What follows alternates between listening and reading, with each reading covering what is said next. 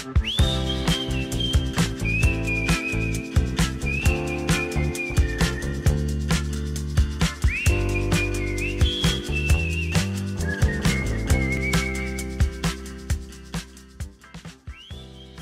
you give me more context? You were at the conference this weekend with Mark Driscoll, right? Come up, yeah. Yes. Oh, yeah.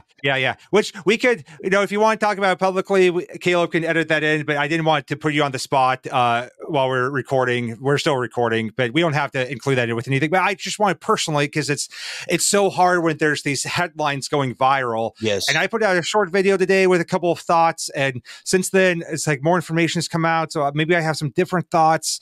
But it's so hard when you're not there and there's just these little clips with headlines and everyone assumes that everything is true from these short little clips. So I'd love to get your thoughts. Yeah, absolutely. So here's the thing.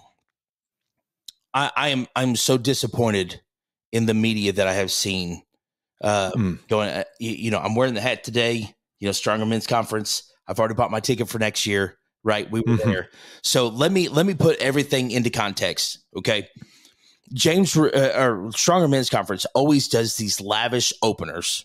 Right. They're just crazy over the top. Last year, they had this dude playing Chuck Norris riding in a tank with Uzis. It's just man stuff. It's just to have fun, right? Yeah. This year, they had a Halo scene where Master Chief come riding in the back of a Ranger shooting Covenant. And they had these brothers. I forget what their names were, but where he balances himself on top of the other dude's head upside down, so you got heads touching, and the guy walks through like obstacle courses, and stuff like that. Like, it's always just crazy stuff.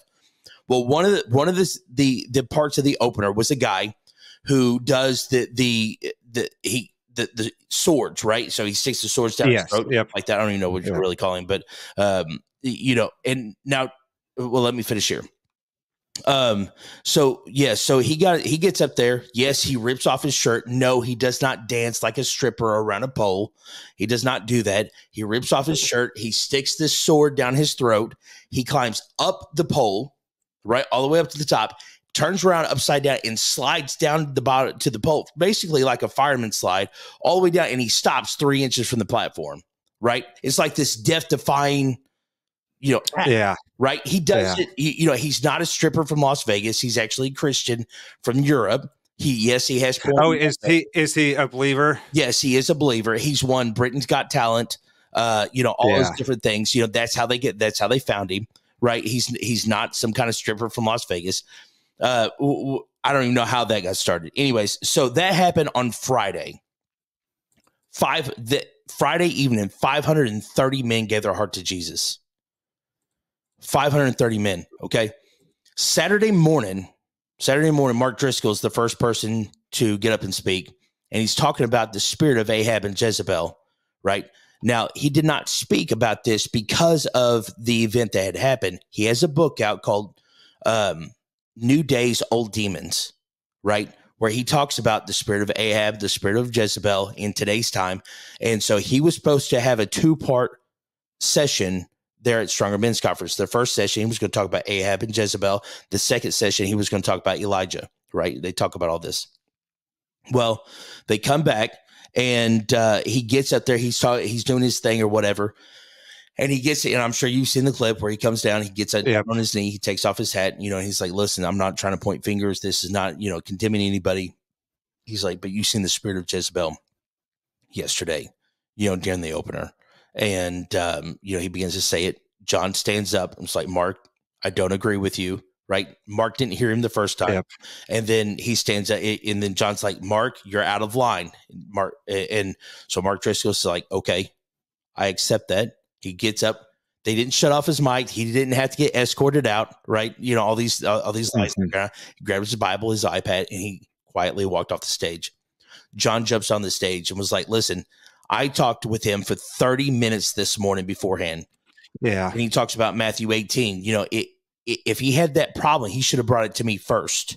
Because absolutely. And then I pointed that out in my video of that, he had an opportunity to talk to John about it. So why didn't he, if it bothered him so much? Yeah. And so, he's like, hey, we're friends, and here's what happened. Instantly, the crowd was split. You had people booing, screaming, let him speak, boo, you know, all this stuff. And so John walks off the stage. This is the part that nobody's talking about. Okay. John walks off the stage. The praise band comes up and just trying to get things, you know, stirred back under control. Yeah. And I'm thinking, in myself as a leader, I've got, you know, 15, 20 men there with me, you know, and they're all looking at me like, what do we do? You know, and I'm thinking, man, we're gonna have to, like, it's over with, right? Well, there was a preacher there named Jabin Chavez. You know, they did the promo for him. You know, here, you know, now introducing, you know, Jabin or whatever, and they brought out a table and 2 chairs.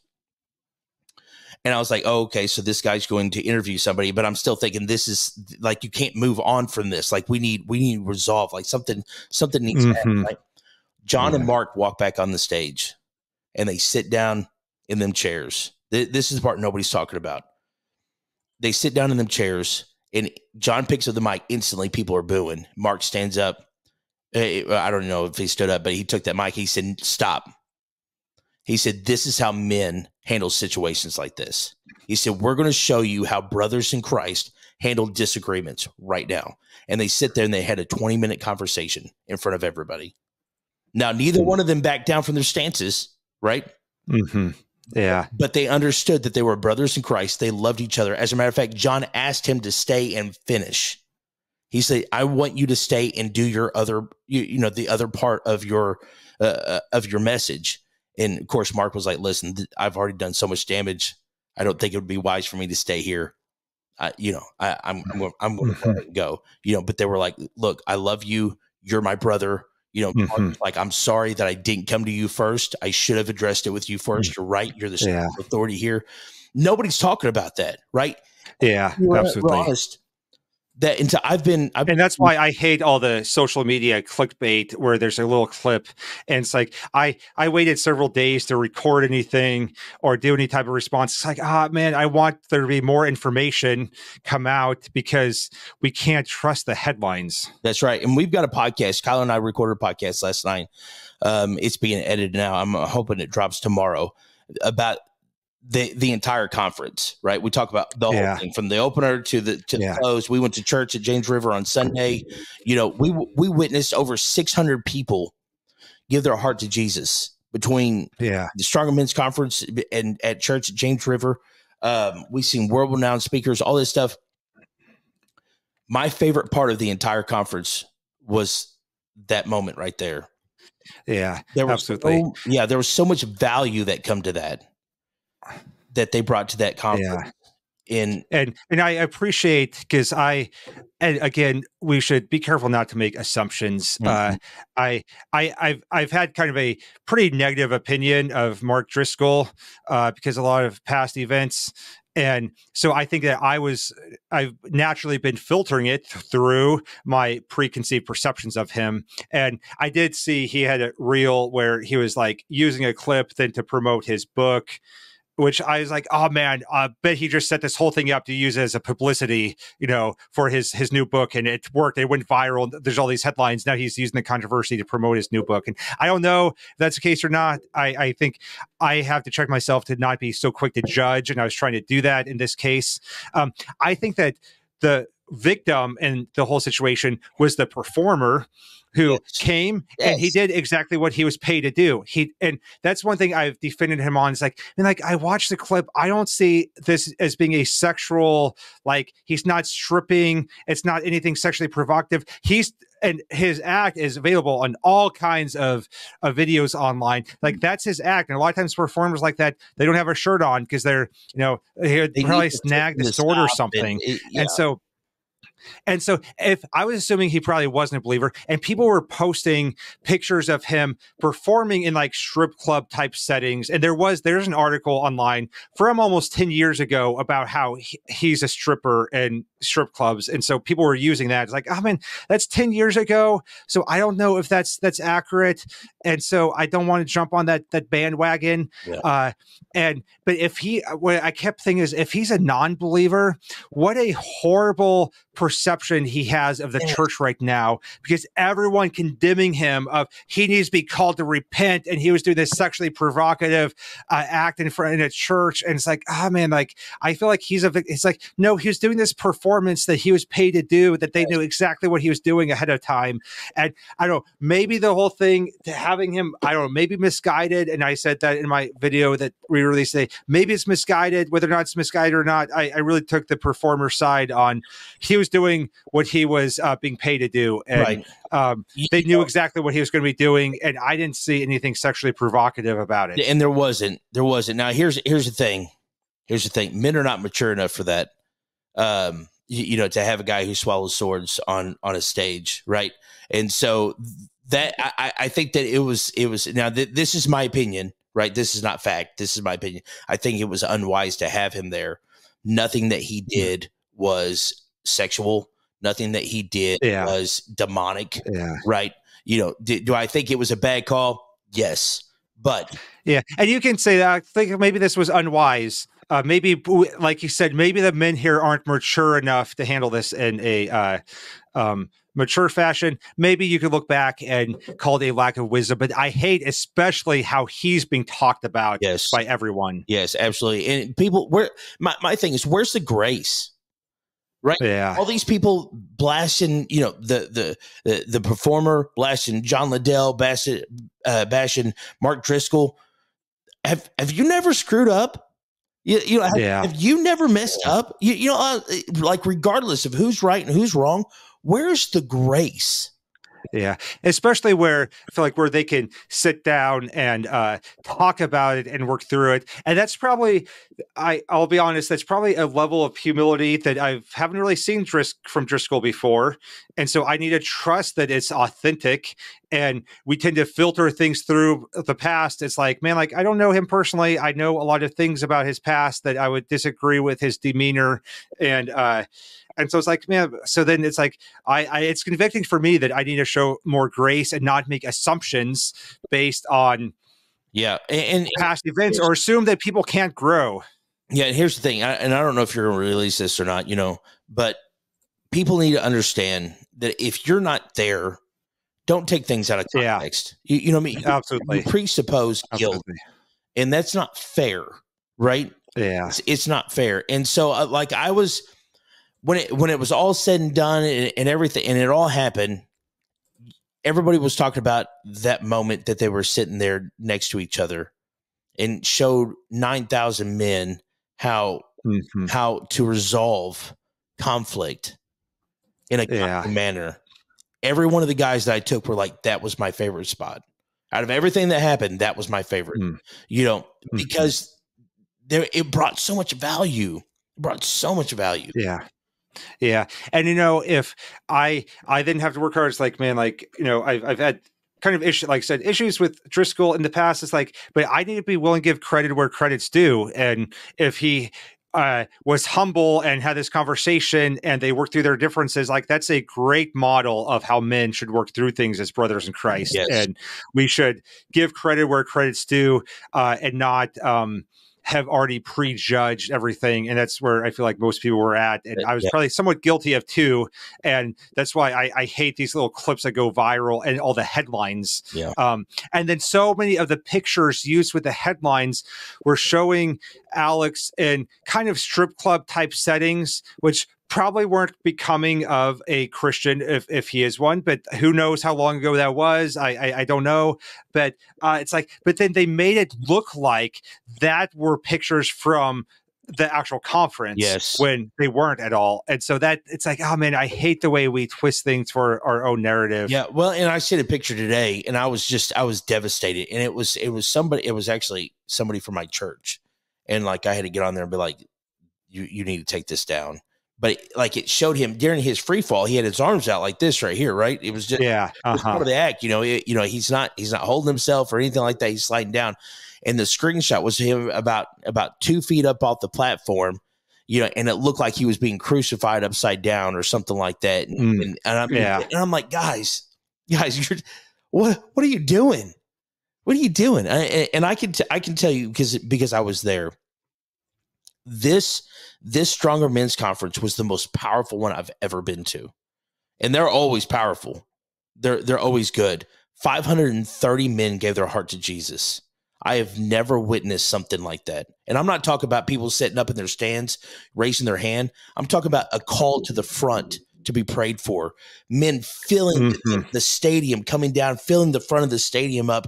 Men weeping and just being broke before the Lord. And the presence of God was so thick in that place, right? And then we leave there and we go to James River Church on Sunday morning, and the same thing happened. 80 people gave their heart to Jesus. The worship, the Spirit of God was there.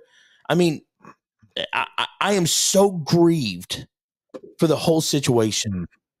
I am so grieved because everything that I have seen is all taken out of context. Well, that's a good lesson for all of us, and including myself. And I was trying to hold off and saying anything because, like, oh man, you don't know. The few comments I have made online, kind of response, have been really defending the performer, because I feel like he's the victim in how Christians are talking about him, even though he came in, did exactly what he got paid to do. And yes.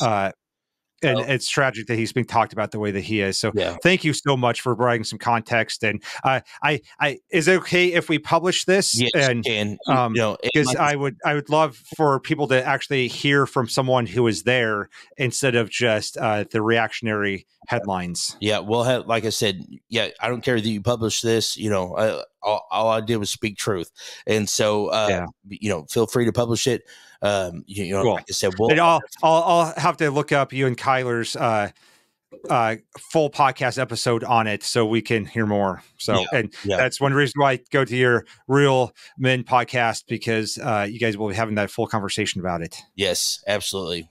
Well, Brady, I appreciate it. Cool. And thanks for the opportunity to be a voice of truth. In a bad situation. Thank you so much. And thank you so much. We all need a little more humility and a little less social media and a little less clickbait would be really helpful. That's right. All right. God bless. And I think there's something to be said about being slow to speak and quick to listen. Yes. So maybe we need a lot more listening before we do some speaking. So I think we can all learn some lessons in that. All of us. Yep. Awesome. All right. Well, thank you so much. Have a great night. All right. You too. Hey, friends, I'm so thankful for Anthony joining us and giving us his understanding of the event that he was actually at in person. And so I still see this topic raging online about Mark Driscoll and this performer at this conference. It was yesterday when I recorded that with Anthony, and I've been doing more research, and everyone online has been really trashing this performer as a stripper and a gay prostitute and all this stuff. And I've done some research, and the article that people were sharing to claim that, and that shared some provocative pictures of him, was from almost 10 years ago. But I did confirm from some other sources that he seems to be a born-again believer who doesn't do that anymore. And I think that that's then something that we should celebrate. I personally did not see anything sexual about this performance, even if you think it was unwise or unnecessary to have a performance like that at a Christian men's event. I was talking to someone this morning, and they said that they remember back in the 90s, the power team was this big thing. And I remember their performances, they'd come and do like these big feats of strength at these events and share the gospel. And it was really cool. It was awesome. And so I don't see this as being that much different than that, even though maybe it seemed a little more provocative and obviously, a little bit of a bigger performance. But my concern is how Christians are responding online. It's been so disheartening the last, few days to see this performer just trashed online by Christians. And I think that he's the victim here. He did a performance that he was paid to do, that they knew exactly what he was going to do. He travels around the world doing this performance. And this men's conference, always starts out with this super crazy type of entertainment like that. And again, you can agree or disagree on whether that's appropriate or not, but he did what he was paid to do. They knew exactly what he was going to do. I didn't think it it was anything sexual at all, even though he didn't have a shirt on. I've been at about every men's ministry event or retreat. At some point, there's guys without shirts on. Sometimes there's a stupid competition on stage where they have to throw eggs at each other without shirts on, see if they can make each other bleed, or just dumb stuff like that. But I see a lot of people saying there at a men's conference, there should never be someone without a shirt on. The fact that he had to take his shirt off the performance means that he's a stripper. It's like, okay, that's ridiculous. I also think that if he was not a believer, what a horrible witness to see Christians making all these accusations, sharing about his life from 10 years ago and claiming that that is now, and just talking about him in such vile, horrible ways. And if he is a believer, then it means that they're really sinning against a brother in Christ by making false accusations. I really think that this event has showed the ugliness of the internet, and I think that it has not shed a good light on Christians. Part of me today, as I was reading through more comments and seeing people claiming that this was a gay stripper or something like that, it's like, man, like maybe we should just all take a step back from the internet, shut off the internet. Let's all go love a local church, sit face to face with people, invest in them, share gospel hope, and make disciples, because the internet is making the world such an ugly place, and Christians are getting caught up in it too. And we should be quick to listen and slow to speak and slow to anger and very slow in making accusations. And if we don't know the full story, then maybe we should just not say anything at all. But we should be much slower to make accusations and just trash someone's character and name. And I've seen a lot of Christians saying, oh, if he was ever a stripper at any point, he has no place on stage at a Christian men's conference. It's like, really? Like, all of us were sinners, but we're no longer that. It's like, I had a past with sexual sin, and yet I'm on stage all the time sharing the hope that I have. And I think that's just such a horrible assertion. And I think that it shows a lot of ugliness within the Christian world, especially when you get online and you start making assumptions. We're all keyboard warriors, and we start dehumanizing people. So let's be a lot more cautious about that, shall we? And if we need to, just take a break from the internet and don't engage in that type of behavior. Don't be one of those people, and let's be quick to listen and slow to speak.